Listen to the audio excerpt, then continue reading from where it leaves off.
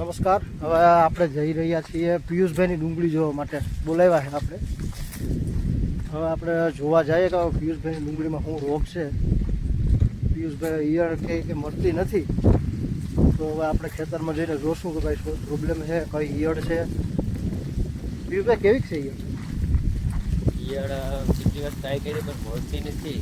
ઘણી ટ્રાય કરી, બહુ ટ્રાય કરી, કોઈ મળતી નથી એમ ને.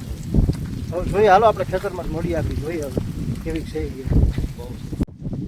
પિયુષભાઈની ડુંગળીમાં આવી ગયા છે. હવે જોઈએ કે આમાં ઈયળ કેવી છે. પિયુષભાઈ જરાક પકડો, હું જોઈ લઉં છું ઈયળ કેવી છે, નિરીક્ષણ કરીએ. તો ભાઈ મારા ખેતરમાં નાનભાઈ આવી ગયા, બરાબર. ખાસ કરીને એને બોલાવે છે ઈડ માટે. અત્યારે નિરીક્ષણ પોતે કરે જ છે, કારણ કે યાર ઘણા સમયથી મારા ખેતરમાં ઈયળ છે. ઘણી ટ્રાય કરી પણ મળતી નથી. હું કે તમે રૂબરૂ આવી જાવ તો જ આમાં કંઈક ખબર પડે. ઈયળ દેખાડું. જો આ ઈયળ છે એકદમ બારીક કલરની, જો હા દેખાય છે. હા, હવે આની અંદર તમે કઈ દવા મારેલી છે ભાઈ? દવાનું નામ તો મને નથી આવડતું. બરોબર, ખેડૂત મિત્રો તમે જોઈ શકો છો ઈયળ મરી ગઈ છે આમાં. પણ જો આ મરેલી દેખાય છે તમને? મરી ગઈ? હા, પણ હજી એક નાની ઈયળ છે અહીં દેખાઈ રહી છે, એ હજી જીવે છે. પણ મોટી જે ઈયળ હતી એ મરી ગઈ છે. આગળ તમે દવા મારેલી હતી ને? તો દવા એક ને ઘણી મારેલી છે પણ મરે તો થાય ને, પણ આ પાછી ઊભી થાય એવું છે આમાં.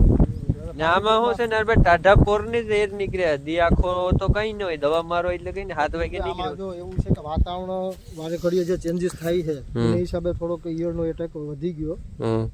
તો આમાં છે ને તમારે એક ઈયળની સારી કંપનીની દવા લેવાની છે. એના ભેગું પ્રોફેનો અથવા તો ઇથિયોન સાયપર અથવા તો ક્લોરો સાયપર એના ભેગું તમારે નાખવાનું, એટલે રિઝલ્ટ બહુ સારું મળી જાય. એર મરી જ આવી જોઈએ, બીજું કઈ નહીં. બાકી ડુંગળી તો અસલની છે. અને ડુંગળી તો તમે જોઈ શકો નરવા એકદમ બહુ વ્યવસ્થિત છે. બહુ સારા પ્રમાણની અંદર. જો અહીંયા ખૂબ મોટા પ્રમાણમાં ઈયળ આવી ગઈ લાગે. જોયું મોટા પ્રમાણમાં આવી ગયું. આમાં જોઈએ આપણે કેટલી ઈયળ છે ખોલીને. તો આખું પાંદડું ખાઈ ગઈ. પાંદડું ખવાઈ ગયું છે. જો બહુ મોટી નીકળી, બહુ મોટી ઈયળ. જો આની અંદર તમારે છે ને સારી કંપનીની ઈયળની દવા લેવાની છે. અને એના ભેગો કોઈ ગેસ થાય ને એવી દવા નાખવાની. ક્લોરો સાયપર છે, પ્રોફેનો સાયપર છે.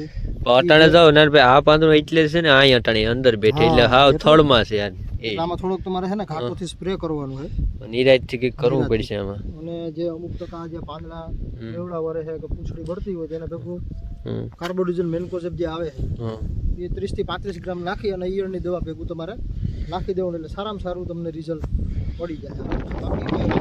બાકી સારી છે.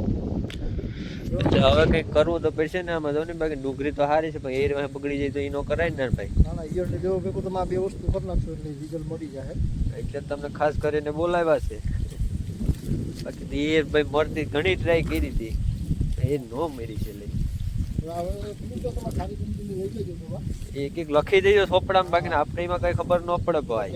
કોરાલ્ટ્રા નિલિપ્રોલ જે દવા આવે છે ટેકનિકલ, એના ભેગું તમારે પ્રોફેનો અથવા તો ઇથિયોન સાયપર નાખી દેવાનું છે, એટલે ઈયળ તમારે મરી જાય.